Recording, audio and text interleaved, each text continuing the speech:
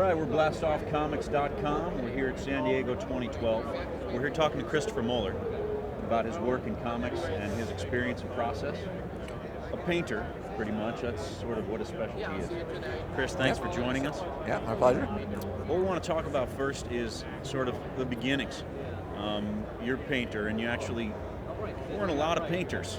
When I graduated from college, there was, Kent Williams and John Muth and Richard Corbin and Bill Sienkiewicz, and those are the guys who were, when I was coming out of college, they were all getting real hot. And where did you go to college? I went to University of Michigan, School of Art. School of Art. And so that's what got me excited about doing painting comics. In America, I thought, well, maybe you can do it. You used to be able to do it in Europe, but not here. Did you know that you're studying art. Did you want to do fine art? I wanted to do illustration of some sort, and I also like telling stories, so comics let me do that. Children's books let me do that. I was kind of like looking at both of those, and comics just hit first, and that's how I did that. Have you ever thought about doing a children's book? Yeah, I've thought about doing kids' books. I actually had a whole portfolio put together for that, and then, the comics hit first, so I'm doing it, and You jumped in, were you just doing covers first, or? No, first thing I ever did was a painted comic that I wrote and did the art for it, did the cover, did the logo. It was from Innovation Comics. They had a company out in Wheeling, West Virginia. They specialized in painted comics. That they didn't pay very well. But you also did the Anne Rice. No, I did Anne Rice, Interview the Vampire. That was them. But the first one was Rocket Man, it was called. Right.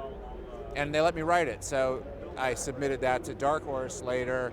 They saw I could write. They let me write my own Iron Empire's graphic novels, creator-owned books, and then 2 JLA books for DC that I got to write also. So, okay, you're working in comics. You're developing your vision about how you're going to do it. How do you don't decide, hey, I'm going to work for this company, I'm going to work for that company.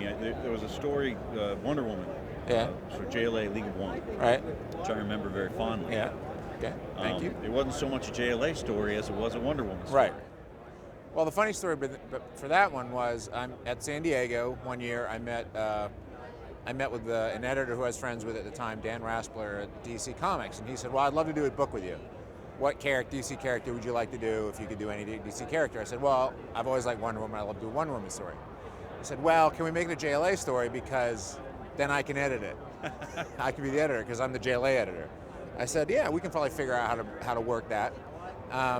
And so that was how it became a JLA book, even though it's really primarily about Wonder Woman and her relationship with the JLA. But that's how it happened, was basically like, if I wanted to work with Dan, it had to be a JLA book.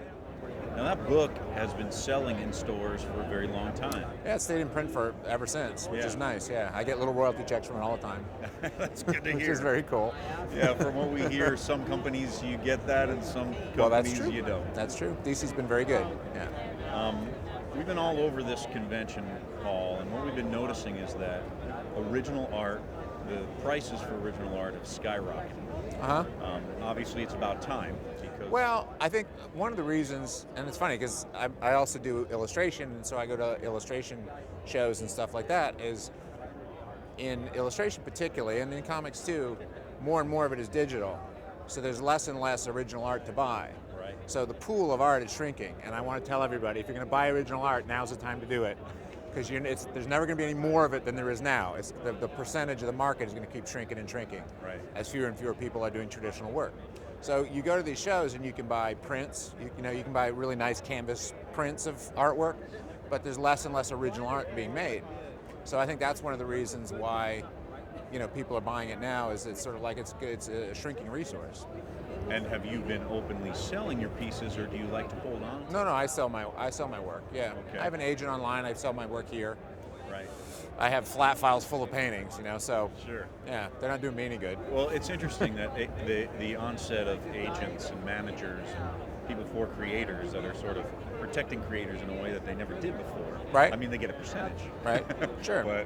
But they're really there as a protective force in a way that just we haven't seen. Yeah. Well, I think comics went through an evolution. Again, while I was growing up, comic creators were fairly anonymous, and then with the sort of the image age, the creators started to become, the names of the creators were on the covers. People would follow particular writers or particular artists.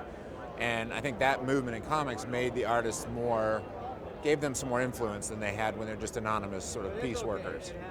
So I think there's a lot of that that's happened, is where, as an artist or a writer becomes a commodity in and of themselves, like, if a Frank Miller's going to write something, there's going to be a certain amount of people who are going to buy his book regardless, If he's with Image or if he's with DC, it doesn't matter who he's doing it with.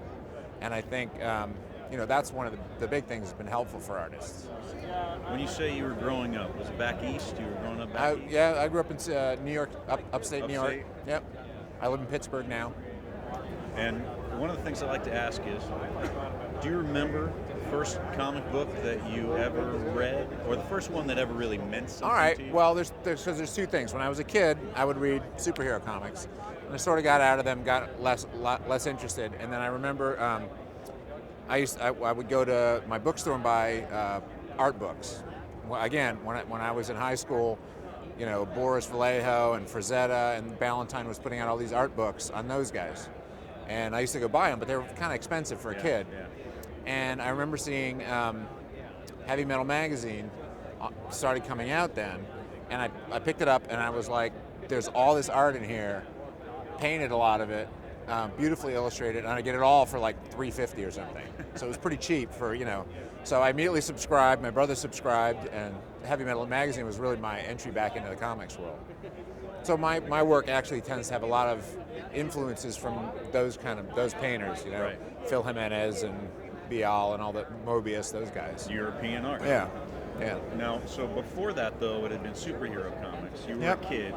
Yep. You were looking for a superhero comic. So where'd you get it? Irv Rutkoff's drugstore downtown. That's where we get it. We'd all get our quarters together. We'd bike down there and grab them. I mean, it was like the kind of classic Old Town America kind of thing you would think about. But that's comics really aren't available there anymore. It's all comic shops now. It's a different world for sure. And you knew then, okay, I'm interested in art. I knew I was interested in art. I didn't know about comics, but that really came later with the heavy metal and stuff. When I saw those stories, really fired my imagination as a young adult. When I was more interested when I was thinking in terms of, maybe I could do this as a career. I knew I wanted to tell stories, and those stories were very compelling to me. So here we are in the digital world. Obviously, you have your iPad here, and you can show people all of your work. You don't have to have it all with you, but here it is. And it's pretty cool. Do you also use the digital form for your art, or are you still just a traditional painter? I will do, and maybe I can show you on here. Let's see if I can show you. So when I paint a page, I paint it as one piece, traditionally. Right. These are the different panel boundaries. Right. When I actually print it, I scan this in. With Photoshop, I drop all the borders in. I'll clean it up. Right. Like if this is too small, I can make it bigger, smaller. I can go through it and fix it up a little bit. But that's as far as I go digitally. Is just it helps me. Like I used to have to use tape for all that. Right. So I have old pages with tape that's yellowing, and it's not really very archival. Sure. So do you think that's what at some point you might, because a lot of the comic artists that we've talked to sort of move into another arena, they start to really do more fine art. Right. They start to say, well, this isn't the only medium I work in, and I'm a painter. Right. So we talk Ken Williams, we talk these are people who really just said, I'm not going to stop doing comics, but really I'm going to focus on. Well, I think the problem with painted comics is they're incredibly time consuming. They just take forever. The book I'm working on now has taken me 2.5 years. It's just painting a book is like making a movie. You can't just do it a monthly book or anything like that. So it's a long project, so you really got to love it. For me, I'm really not going to paint any more books that I don't own, because that's really, for me, I want to have a body of work that I own and can do things with later.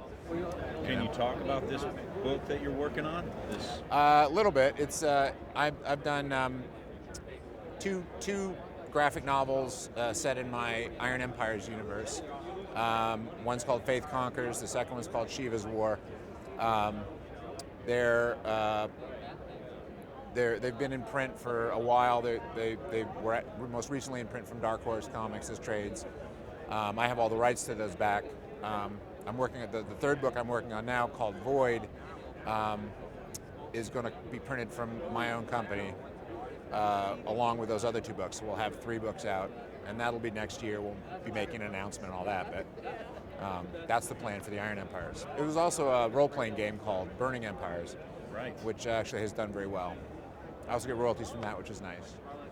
So, I think for me, ownership of my own properties is very important for that reason, is that, if I'm going to put that much time into something, I want to be able to, have it live on and generate some income for me later. Well, more to be revealed from Christopher Moeller. There you go. Thank you for taking time to talk to us. Yeah, thanks for really informative. chatting with me. Really appreciate it. All right. All right, blastoffcomics.com. More to come.